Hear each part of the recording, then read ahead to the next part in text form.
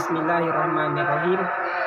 Perkenalkan, nama saya M. Andri Saputra dengan nomor induk mahasiswa P1N022068. Di sini saya akan menjelaskan sedikit apa saja yang telah saya dapatkan selama praktikum yang berjudul tingkat kematangan gonad, fekunditas, dan pertumbuhan ikan. Adapun yang pertama yaitu tingkat kematangan gonad. Tingkat kematangan gonad merupakan pengelompokan kematangan gonad ikan berdasarkan perubahan-perubahan yang terjadi pada gonad. Perkembangan gonad yang semakin matang merupakan bagian dari reproduksi ikan sebelum terjadi pemijahan. Selama proses tersebut, sebagian besar hasil metabolisme tertuju untuk perkembangan gonad. Kematangan gonad ikan pada umumnya adalah tahapan pada saat perkembangan gonad sebelum memijah. Selama proses reproduksi, sebagian energi dipakai untuk perkembangan gonad. Bobot ikan akan mencapai maksimum sesaat ikan akan memijah, kemudian akan menurun dengan cepat selama proses pemijahan berlangsung sampai selesai. Menurut Effendi 2002, pertambahan bobot gonad ikan betina pada saat stadium matang gonad dapat mencapai 10-25% dari bobot tubuh, dan pada ikan jantan 5-10%. Selanjutnya ada TKG tingkat 1 ikan betina, ovari seperti benang panjang sampai ke depan rongga tubuh, warna jernih dan permukaannya licin. Sedangkan TKG 1 ikan jantan, testes seperti benang, lebih pendek dan terlihat ujung jadi rongga tubuh, warnanya jernih.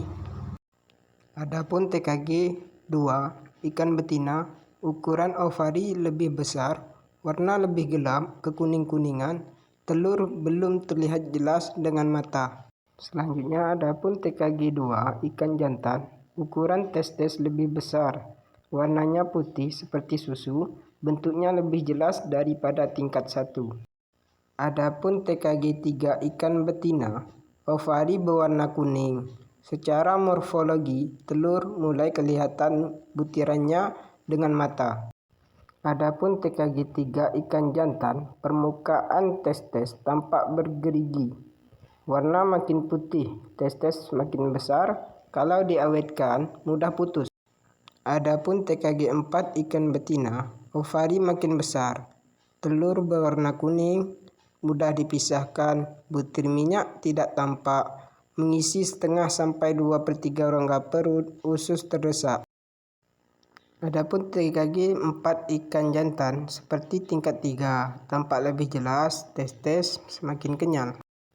Yang terakhir, TKG 5 ikan betina, ovari makin berkerut, dinding tebal, butir telur sisa terdapat di dekat pelepasan. Banyak telur seperti pada tingkat 2. Adapun TKG 5 ikan jantan, testes bagian belakang kempes dan bagian dekat pelepasan masih bersih. Selanjutnya ada juga fekunditas. Fekunditas ikan adalah jumlah telur pada tingkat kematangan terakhir yang terdapat dalam ovarium sebelum berlangsung pemijahan. Nikolsky 1963 menamakan fekunditas yang menunjukkan jumlah telur yang dikandung individu ikan sebagai fekunditas mutlak, sedangkan jumlah telur persatuan berat atau panjang ikan disebut sebagai fekunditas relatif. Fekunditas menunjukkan kemampuan induk ikan untuk menghasilkan anak ikan dalam suatu pemijahan. Tingkat keberhasilan suatu pemijahan ikan dapat dinilai dari prosentase anak ikan yang dapat hidup terus terhadap fekunditas. Selanjutnya yaitu cara menghitung telur. Menurut Effendi 1975 dalam Sumanta Dinata 1981, fekunditas ikan dapat dihitung dengan beberapa cara, yaitu metode jumlah, metode volumetrik, dan metode gravimetrik. Dan yang terakhir yaitu pertumbuhan ikan.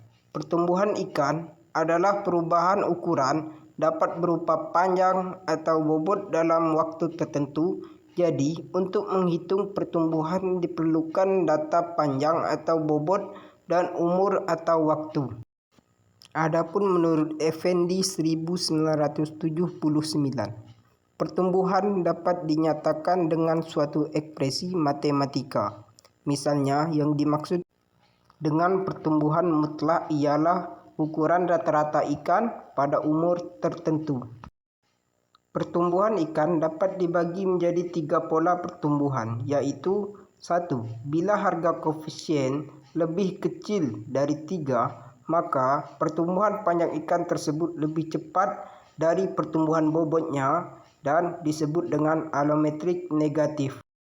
2. Bila harga koefisien regresinya sama dengan 3, maka pertumbuhan panjang ikan tersebut sama dengan pertumbuhan bobotnya yang disebut dengan isometrik.